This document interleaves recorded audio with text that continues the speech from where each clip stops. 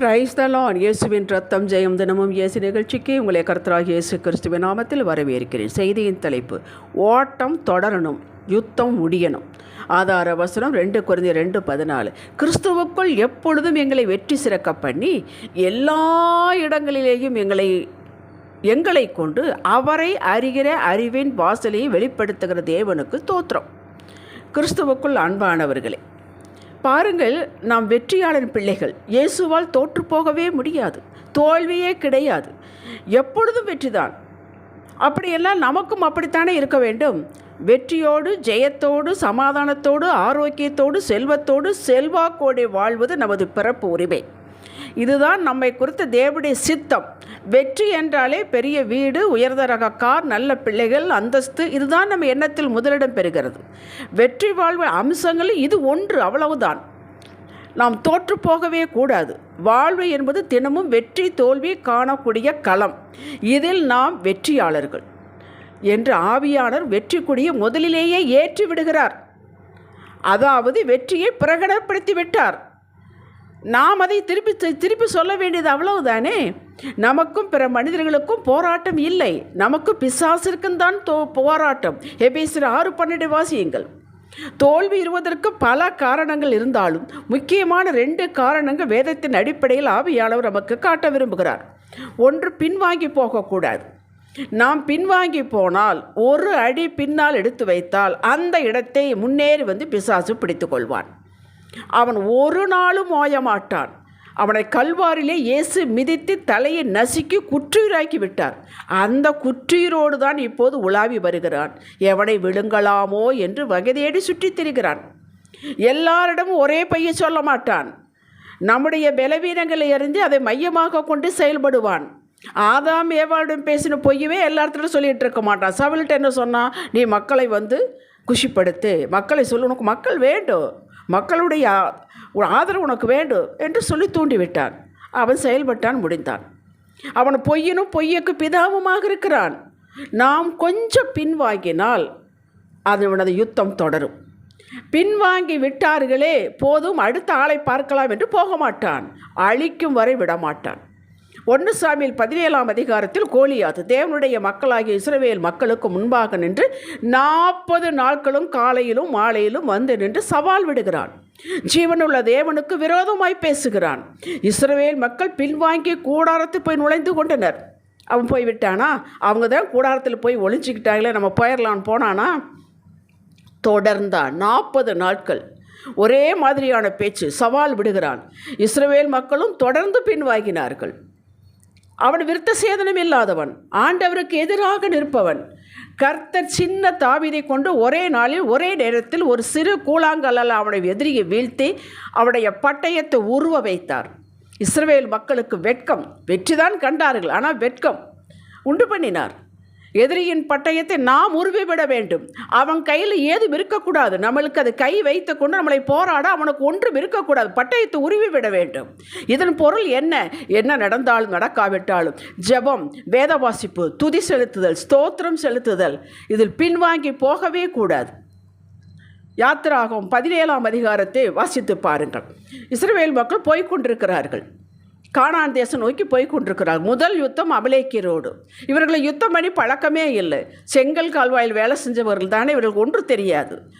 உடனே என்ன பண்ணார் மோசே? நான் ஒரு மலையின் மேல் குன்றுகளை உட்காருகிறேன், என் கையை உயர்த்தி பிடிக்கிறேன், நான் கயிறு உயரும் பொழுது நீங்கள் வெற்றி அடைவீர்கள். அதே போல் மோசேயின் கையை உயர்ந்திருக்கும் பொழுதெல்லாம் இஸ்ரவேல் மக்கள் ஜெயித்தார்கள். சாத்தானுக்கு தெரியும் இல்லையா, எவ்வளோ நேரம் தான் நீ கையை தூக்கி பிடிச்சிட்டு இருப்பேன், உனக்கு டயர்ட் ஆகாதா, கீழே போடுவேல, அப்போ நான் ஜெயிப்பேன். அதே போல் நடந்தது. உடனே 2 பேர் ஊரும் ஆரோனும் போய் 2 கையை தூக்கி பிடித்தார்கள். கீழேயே விழாதபடிக்கு பிடித்தார்கள், வெற்றி கண்டார்கள். இதுதான் பொருள். நம்மளை விடக்கூடாது. நம்ம கை உயர்ந்தே இருக்க வேண்டும். அதிகால ஜெபம் இருக்க வேண்டும், விடவே கூடாது. ஒன்றும் நடக்கவில்லை, சோறு வரட்டும், தூங்கிட்டாவது ஜெபியுங்கள், இழுத்து கொண்டாவது ஜெபியுங்கள். உங்களுக்கு கொடுக்கப்பட்ட வாக்கை, விசுவாசத்தை வாக்கி அறிக்கை செய்யாமல் இருக்கக்கூடாது.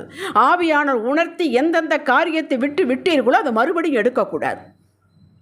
கொஞ்சம் ரிலாக்ஸு, கொஞ்சம் நேரம் பார்க்குறத பார்க்கக்கூடாது. அவன் அதில் பிடித்து கொள்வான். இதுதான் பின்வாங்கி போகுதல் என்பதாகும். முதல் பாயிண்ட், பின்வாங்கக்கூடாது. இப்படி இருந்தால் நீங்கள் சாத்தானை எதிர்க்கிறீர்கள் என்பதாகும். இதை எல்லாம் செய்யாமல் போ பிசாசே, அப்பாலே போ சாத்தானே, இயேசுவே நாமத்தில் தம் கட்டி கத்தினாலும் போக மாட்டான். 2 காரியங்கள் கையில் எடுத்துக்கொண்டு தினமும் கொடுக்கப்பட்ட வேலையில் ஜாக்கிரதையாக இருக்க வேண்டும். 1, ஆட்டிடியூட். நம்முடைய ஆட்டிடியூட் மாற்ற வேண்டும். ஆவியானவர் உணர்த்துவது போல இனி 1 அவரை தேடுவதில் ஒரு நாள் பின்வாங்கக்கூடாது. நம்முடைய ஆட்டிடியூட், உள்ளான ஆட்டிடியூட் மாற வேண்டும். அவரை தேடுவதில் பின்வாங்கக்கூடாது. இதை நீங்கள் முன்னாக நின்றால் அவன் ஓடி போய் விடுவான். அடுத்தது, பிரச்சனைகள் சிறிதாக இருக்கும்போதே, பிரச்சனை ஆரம்பிக்கும் போதே முளையிலேயே கிள்ளி எறிந்துவிட வேண்டும். இதற்கு நியாயாதிபதிகள் 20ஆம் அதிகாரத்தை நீங்கள் வாசித்தால் நலம். அதற்கு 19ஆம் அதிகாரத்தை வாசித்திருக்க வேண்டும். பென்யமீன் கோத்திரத்தார்கள் ஒரு அருவருப்பான காரியத்தை செய்துவிட்டார். சொல்லக்கூட முடியாது, அப்படி ஒரு அருவருப்பான காரியம். அதற்காக இஸ்ரவேல் மக்கள் 11 கோத்திரங்களை சேர்ந்து வந்து யார் இதை செஞ்சாங்களோ அவங்கள மட்டும் ஒப்பு கொடுங்க, நாங்கள் தண்டனை கொடுத்துக்கிறோம் கேட்டார்கள். அப்போவே ஒப்பு கொடுத்துருந்தா பிரச்சனை முடிஞ்சிருக்கும். ஒரு 2 பேர் 3 பேர் 4 பேரோட முடிஞ்சிருக்கும். முடியாது என்று யுத்தத்திற்கு எத்தனமானார்கள்? பென்யமீனர்களும் இஸ்ரவேல் மக்களுக்கு யுத்தம் ஆரம்பித்து விட்டது. பார்த்தீர்களா? சின்ன பிரச்சனை யுத்தத்தில் போய் முடிந்தது. இஸ்ரவேல் மக்கள் கொஞ்சம் பின்வாங்கி போனது போல் காட்டினார்கள். ஏனென்றால் பின்னால் அவர் பதுங்க வைத்திருந்தார்கள். பென்யமீனர்கள் இஸ்ரவேலை 30 பேர் வெட்டினார்கள். இதெல்லாம் நீங்கள் படித்து பாருங்கள். பின் இஸ்ரவேல் மக்கள் திரும்பினார்கள்.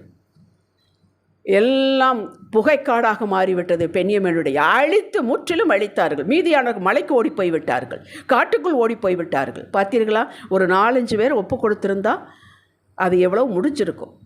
ஒரு கோத்திரமே இல்லாத அளவுக்கு பண்ணிவிட்டார்கள். யுத்தம் தொடர்ந்தது. தீக்கொளுத்தி போட்டார்கள். சின்ன கமெண்ட்டு உடனே திருத்தி கொள்ளுங்கள். நேரடியாக பேசி அதை முடித்து கொள்ளுங்கள். சாட்சிக்காரன் காலில் விழுற சண்டைக்காரன் காலில் விழுந்துடலாம். ஒரு சின்ன பிரச்சனை யாருக்கும் உங்களுக்கு பிரச்சனை, அவர்களையும் நீ நேர்கொள்ளுங்கள். அவளிடமும் பேசி தீர்த்து கொள்ளுங்கள். அதை பெருசாக்க விடாதீர்கள். அதுதான் எதிரியின் பட்டயத்தை உருவுவது. இயேசு ஒரு ஓமை சொன்னார் அல்லவா? எதிராளியிடம் நேரடியாக பேசி தீர்த்துக்கொள், இல்லாவிட்டால் ஜெயிலில் போய் கடைசி காசு கொடுக்கவர் தீர்க்க வேண்டும், கோர்ட்டுக்கு போய்விட வேண்டும். வக்கீல் பணக்காரன் ஆகி விடுவார், நீங்கள் 2 பேரும் ஏழையாகி விடுவீர்கள். எதிர்ப்பை என்றைக்கு வளர்க்கக்கூடாது.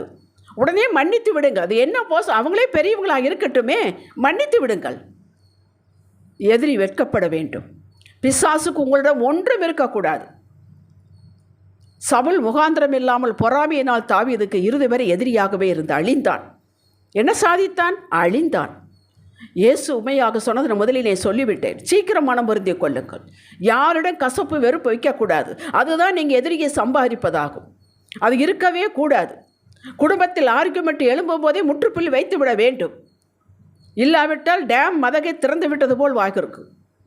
இந்த 2ஐயும் ஜாக்கிரதையோடு செய்து கொண்டு, 1 பின்வாங்கக்கூடாது, இன்னொன்று பிரச்சனையை முளையிலேயே கிள்ளி எறிந்து விட வேண்டும்.